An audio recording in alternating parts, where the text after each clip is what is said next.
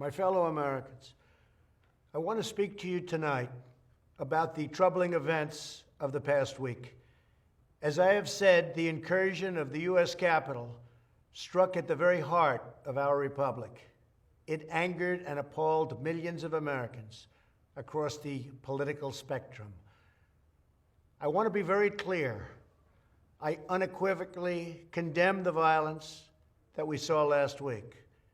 Violence and vandalism have absolutely no place in our country and no place in our movement.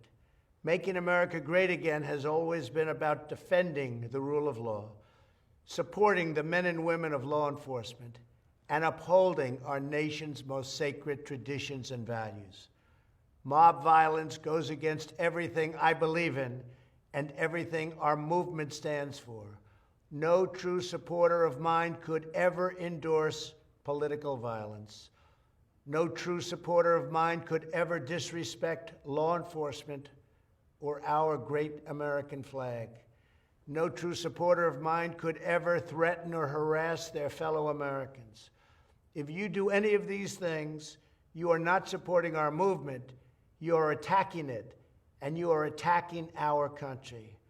We cannot tolerate it. Tragically, over the course of the past year, made so difficult because of COVID-19, we have seen political violence spiral out of control. We have seen too many riots, too many mobs, too many acts of intimidation and destruction. It must stop. Whether you are on the right or on the left, a Democrat or a Republican, there is never a justification for violence. No excuses, no exceptions. America is a nation of laws. Those who engaged in the attacks last week will be brought to justice. Now I am asking everyone who has ever believed in our agenda to be thinking of ways to ease tensions, calm tempers, and help to promote peace in our country. There has been reporting that additional demonstrations are being planned in the coming days, both here in Washington and across the country. I have been briefed by the U.S. Secret Service on the potential threats. Every American deserves to have their voice heard in a respectful and peaceful way. That is your First Amendment right. But I cannot emphasize that there must be no violence, no law-breaking, and no vandalism of any kind. Everyone must follow our laws and obey the instructions of law enforcement. I have directed federal agencies to use all necessary resources to maintain order.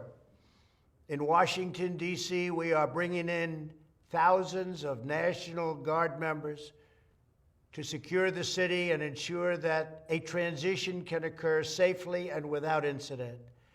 Like all of you, I was shocked and deeply saddened by the calamity at the Capitol last week.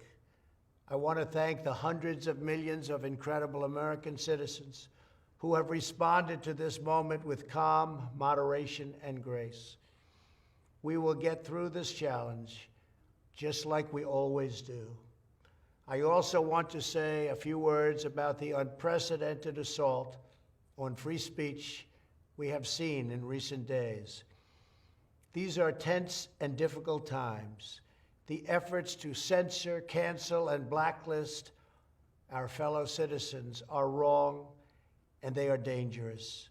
What is needed now is for us to listen to one another, not to silence one another. All of us can choose by our actions to rise above the rancor and find common ground and shared purpose. We must focus on advancing the interests of the whole nation, delivering the miracle vaccines, defeating the pandemic, rebuilding the economy, protecting our national security, and upholding the rule of law. Today, I am calling on all Americans to overcome the passions of the moment and join together as one American people. let us choose to move forward united for the good of our families, our communities, and our country. Thank you, God bless you, and God bless America.